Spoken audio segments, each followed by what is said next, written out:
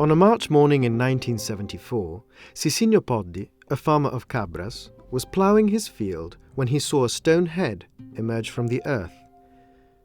The area is Monte Prama, on the central western coast of Sardinia, near the large pool of Cabras.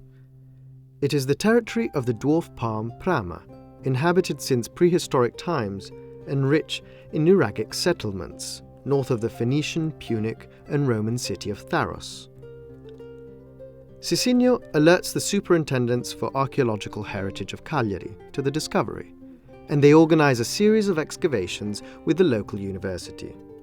Between 1974 and 79, they bring to light a necropolis of the 8th century before Christ, with pozzetto tombs and 5,178 fragments of sculpture in limestone. Heads, arms, torsos, legs, feet, bases, shields, and bows seem to belong to the larger-than-life-size human figures. These are mixed with fragments of the Nuragic models, represented in a so far unknown architectural complexity. It is still unclear what relationship there is between the pieces of sculpture dating to the necropolis and the sculptures themselves. Still today, there is a dispute between the idea of dating the fragments back to a period between the 10th and the 9th century before Christ, and a younger dating that places them in the 8th century.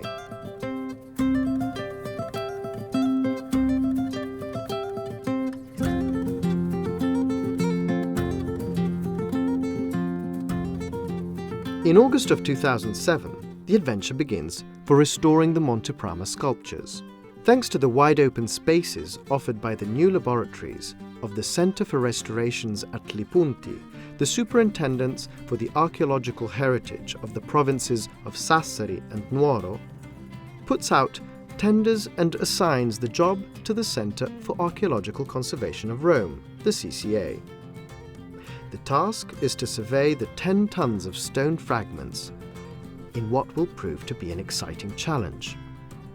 Day after day, foot after foot, for 3 years, the conservators face a giant jigsaw puzzle.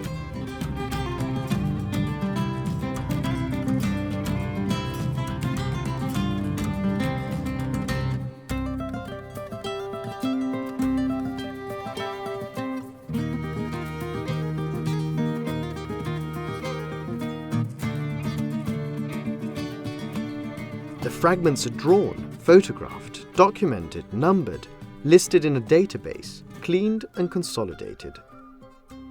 But most of all, they are approached one by one to try out any matches, hoping to reconstruct figures that slowly re-emerge from the darkness of the centuries. Starting from the 5,178 original fragments, more than 1,200 fragments were assembled, and more than 400 sculptures were mounted on supports. As always happens in the CCA's conservation work, the latest technology was used for the documentation, study and analysis of the original materials, and for disseminating the results of the treatment, while also using simple and traditional restoration techniques that are compatible and respectful of the ancient surfaces. Cleaning, for example, was performed mainly by mechanical means, such as atomized water, which dissolves the dirt through a very light spray of water and air, with brushes and microvibrators powered with compressed air.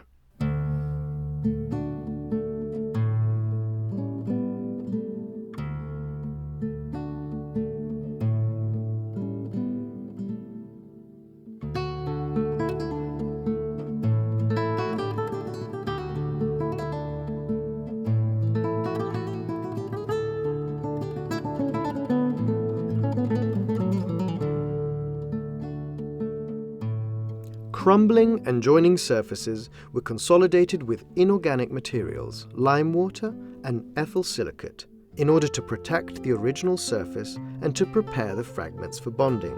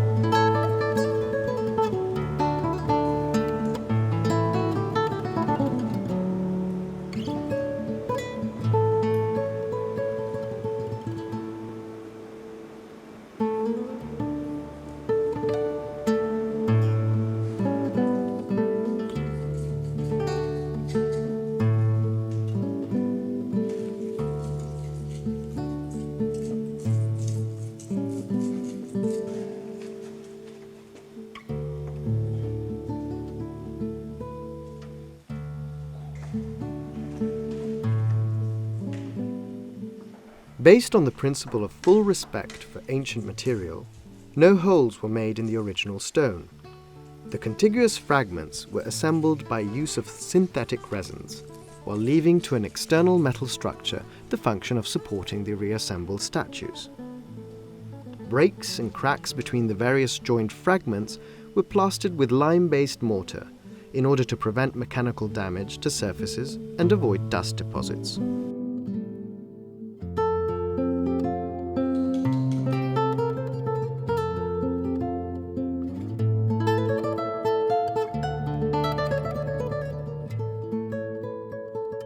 Once the fragments were reassembled, the sculptures reacquired their formal integrity, even if only partially.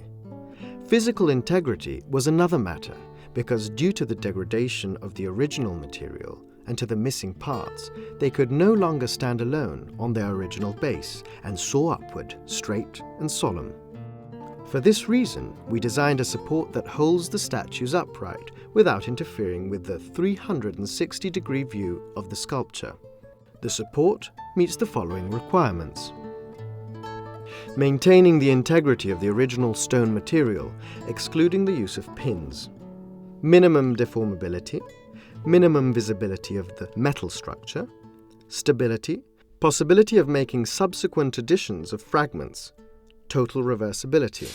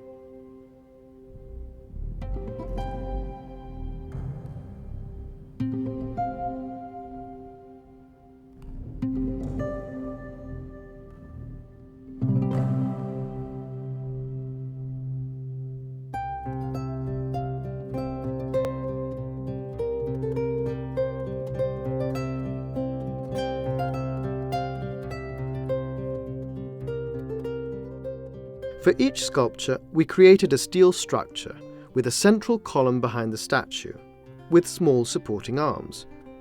With long and painstaking precision, manipulating a hard material such as steel and respecting the details of each sculpture, we created structures that are able to support weights of over 250 kilograms, while also minimizing any visual interference.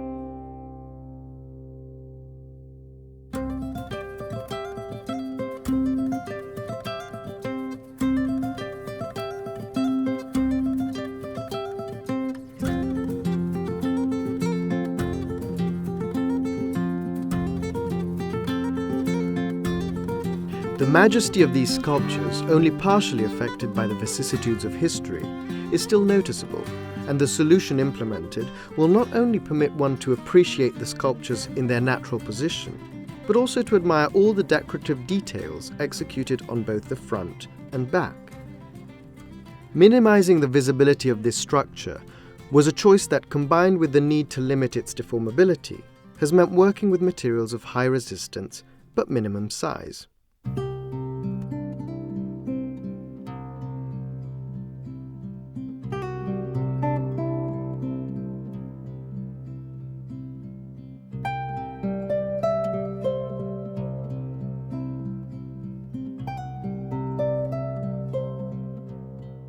An intervention such as the conservation of the Monte Prama sculptures is certainly an operation with a great scientific and technical content, but it is also a great cultural event, thanks to which it is possible to bring the public closer to the valuable collection of statues, to the restoration and conservation aspects, and more generally to the issues of preserving cultural heritage. For these reasons, we chose to set up the Restoration Lab as an environment reproducing the original context of the sculptures, and allowed the public to watch the work in progress live. In parallel, we created a direct link between the restoration workshop and the public through a website. Tours were organized and led personally by the conservators.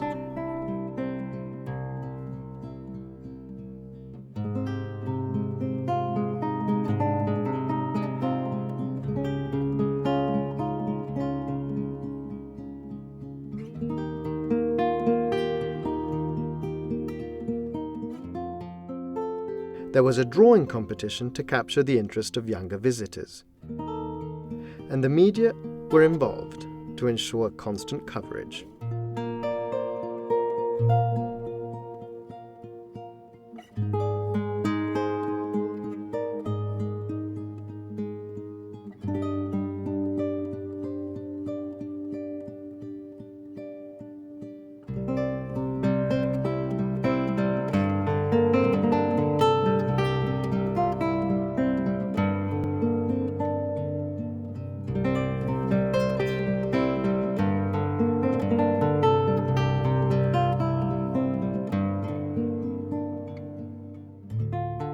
Even though the last word on the dating of the sculptures has not yet been heard, there is no doubt about the exceptional nature of the archaeological discovery of 1974.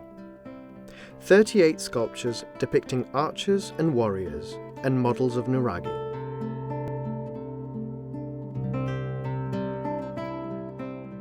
The archers wear a short tunic and chest protection. Their hair is in long braids. The left arm wields a bow. The warriors with rectangular shields, so-called boxers because of their gloves, are shirtless. The arms are raised to hold the shield over the head in defense.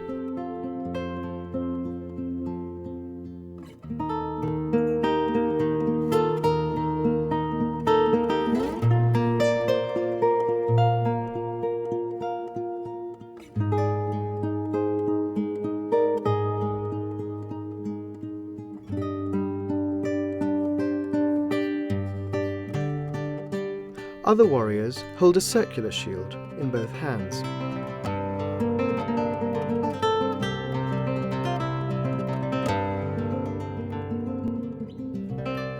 The models of Nuragic are of two types, a single tower or with 4 to 8 secondary towers.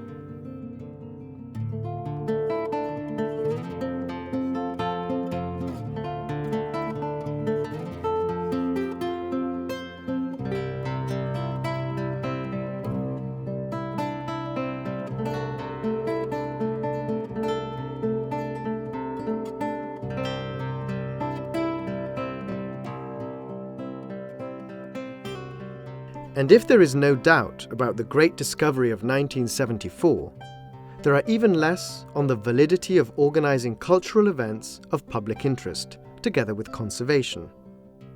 The numbers tell us about this project. 5,178 pieces, 9,117 pounds of stone, 3,600 workdays, 25,000 hits on the web, and 15,000 visitors during the work in progress.